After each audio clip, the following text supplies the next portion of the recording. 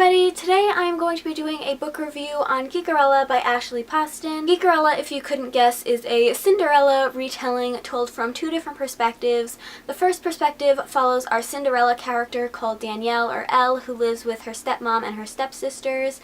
And Elle is a total geek, and she's a really big fan of this older TV series called Starfield.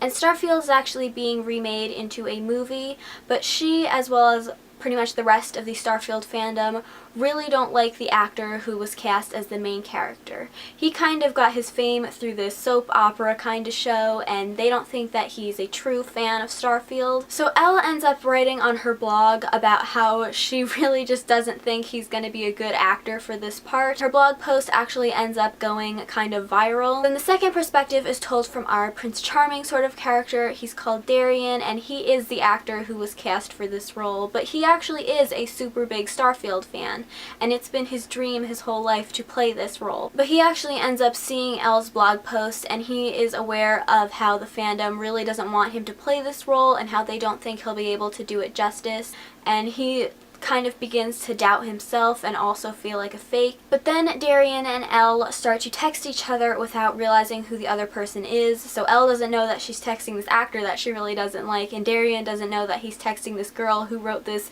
really bad blog post about him. So that's all I'm really going to say about the synopsis. As you can tell, it's just this really cute, kind of fluffy, contemporary sort of book. So bear with me on this review because I'm not very good at putting my thoughts into words, and I kind of just listed all my thoughts in no particular order, so this might be a little bit all over the place, but I'm going to try my best. Also, the first part of this review is going to be non-spoilery, and then the second part will be spoilery, but I will give you a warning before I get to that part. So I ended up giving this book 3.5 out of 5 stars. I liked it, but I did have quite a few problems with it. One of the things was that Elle was kind of an annoying / whiny protagonist, and I actually preferred reading from Darian's point of view, which doesn't normally happen. But the thing that I think I disliked about the book the most for me was the ending. All the other retellings that I've read have been kind of like loosely based off the fairy tale, whereas this one was basically Cinderella but in modern times with like geeky elements added in. So there were a lot of like fairy tale moments, but because they were in a contemporary setting, they seemed very unrealistic. I'll kind of get more into that in the spoilery section of this review, but yeah, I just didn't really like the ending. I thought it was a little bit cheesy. So yeah, that kind of spoiled it for me. One of the things I did really like about the story though were all of the kind of like pop culture or geeky references.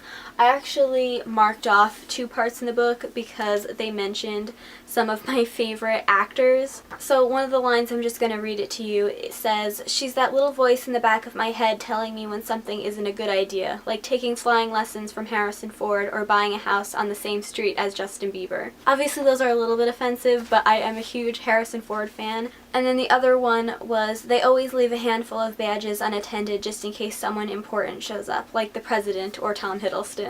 And I'm also a big Tom Hiddleston fan, so of course I had to mark that in my book.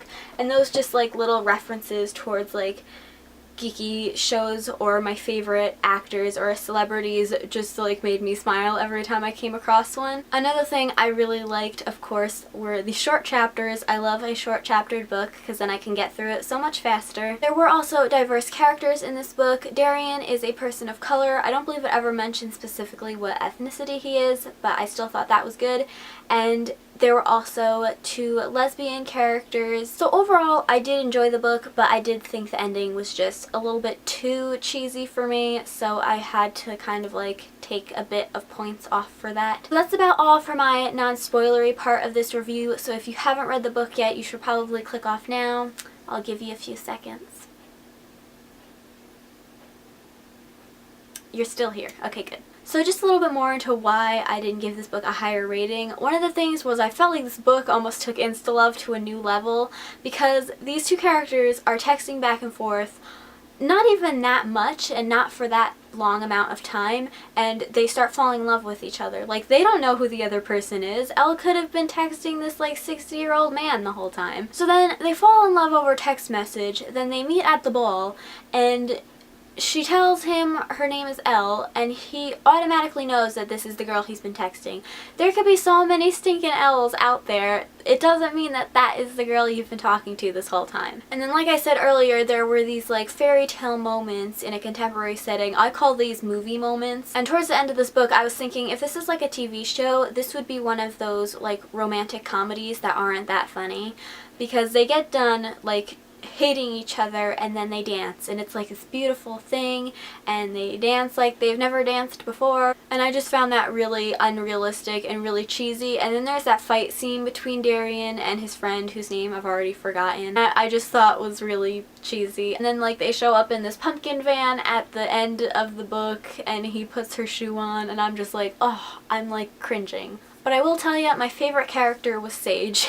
And to be honest, I feel like an idiot for admitting this, but I did not catch on that she was the fairy godmother character until I watched somebody else's review. Yeah. Those were pretty much all of my thoughts on Geekerella. I hope you guys enjoyed this review. I know it was probably kind of all over the place, but that's how my reviews go. Leave me a comment down below and let me know if you've read this book and what you thought of it. I hope you guys enjoyed this video, and if you did, please give it a thumbs up and subscribe if you haven't already, and I will see you in my next video. Bye!